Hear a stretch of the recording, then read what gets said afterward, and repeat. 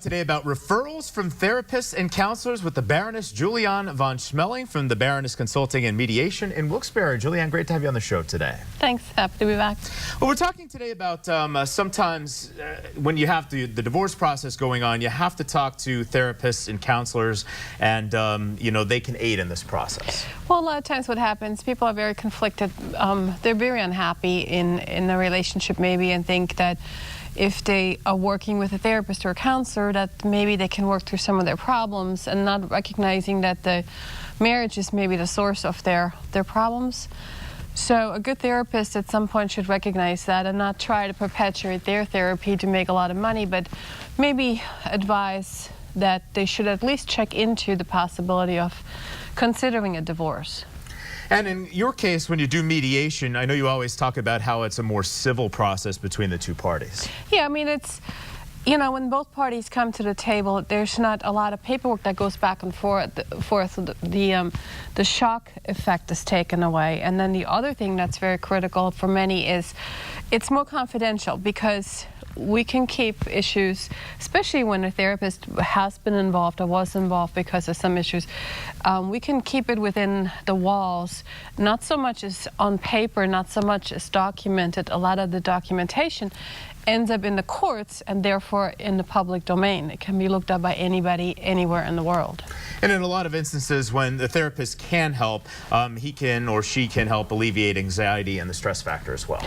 Well, yeah, I mean, I've seen that many times. When people came to us as a referral from a therapist or counselor, after they made that decision to divorce, the following sessions, they're really, they're not flushed anymore. They're not jittery anymore. They're realizing that they've made a decision that they knew they should make, but were so anxious about it that they're actually feeling better. They're saying they're actually sleeping again. Now it's just a work in progress to find a resolution. It's stressful, but the anxiety level is truly lowered. You can see that. And in your operations as a mediator, you can work with the therapist, the counselor, and kind of get things on an even keel. Yeah, I mean, depending on, it has to be permission from the client, of course. I mean, we're not lawyers and we're not bound by some of these things, but I just do it as a matter of practice. I always have done that. Confidentiality to me is a huge factor. Then you have the HIPAA laws you need to adhere to. So the client has to be in agreement with that, and the counselor has to want to stay involved possibly, so there might be some interaction there. All right, Juliane, for our viewers that need your help, how can they get in contact with you? Well, they can, as always, go to our website at thebaroness.biz.